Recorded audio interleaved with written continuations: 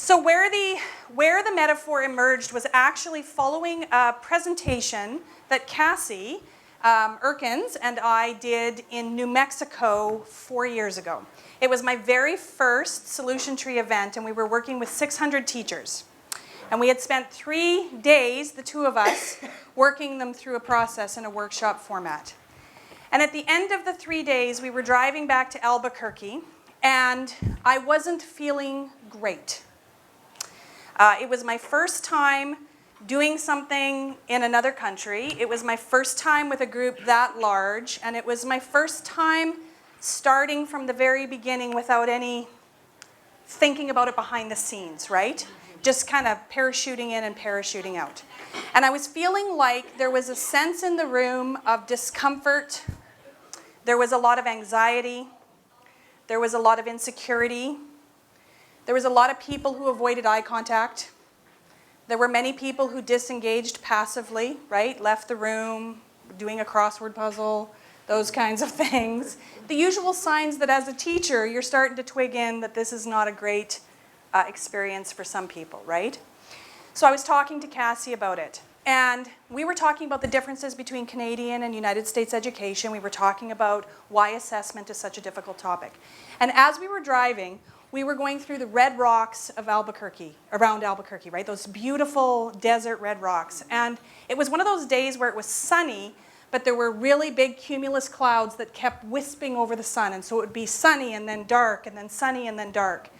And the light was hitting the rocks. And every time a cloud would pass over the sun, the rocks would look different. It literally looked like they were shifting or changing in the light.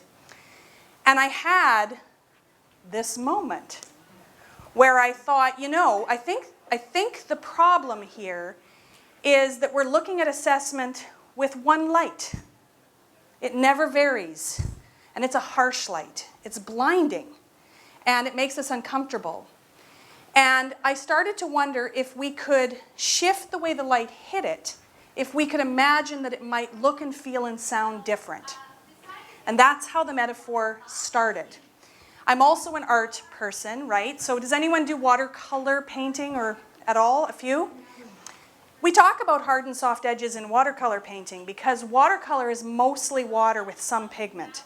And as the water evaporates, the pigment stays on the paper, and that's how you get that beautiful color. But you can get hard edges in watercolor painting if you don't tip your page and treat the water a certain way. You get that hard edge, and sometimes you want the hard edge because it creates a really cool effect. But sometimes you don't want the hard edge. And you have to have a great deal of skill to soften that edge. So then I started thinking there's something to this. Then I began to think about things like cooking. Often when I make sauces, or who am I kidding? When my daughter makes sauces, and for a lovely broccoli cheddar salad, she mixes vinegar with sugar. She softens the vinegar with sugar. I started thinking about carpenters who are building coffee tables and chairs, and they have to sand them so that when people interface with them, they're not hurt. I started thinking about all of those things around softening the edges, and I started to think that maybe, just maybe, instead of talking about assessment as something that we're just going to throw out and start from scratch, maybe we should talk about how we can soften the edges. Let's look at what we already have. Let's look at what we already know. Let's look at our children in front of us and our own beliefs and values as educators, and let's figure out what we can do to soften those edges. So that's the metaphor. Does it make sense? We're going to test it out in a minute, okay? What I want you to know, and I think we know this, nothing I say will be like, oh, that's brand new, Katie, because it's very intuitive, but I just don't think we linger on it long enough. Emotional response to assessment indicates an edge. So when you're going home with a stack of marking in your cloth bag that you cart back and forth, often never removing anything, just carting it back. But anyway, you have all, come on, let's be honest. And then you're like, when did this banana? Anyway, whatever. I have left fruit in my cloth bags far too many times. So But when we take that pile of marking home and we have our own children who are asking us to play ball or to drop them off at dance or do all those things, and I'm looking at this pile of marking, I have an emotional response. It's dread. It's guilt. I mean, I don't know, women. Guilt. I feel guilty a lot, right? And that's an emotion. I think men feel guilt too, by the way. But there's the guilt, the pull of work and home and balancing that. That's a hard edge. When children get back an assessment result and you see a head drop or a child cover their paper, they're having an emotional response, which is indicating an edge. So what I'm going to invite us to do today is to think about the emotional responses that occur in our day-to-day practice, and instead of just pushing it down like we do, opening it up and saying, what is that about? Why is the child covering their paper? What's bringing them to that action? What are they feeling? And how can I figure out how I might soften that edge for them? How can I soften my own edge of having piles and piles of grading? How can I make that easier, more relevant for kids, more relevant for myself? How can I feel empowered by this work instead of bogged down by it?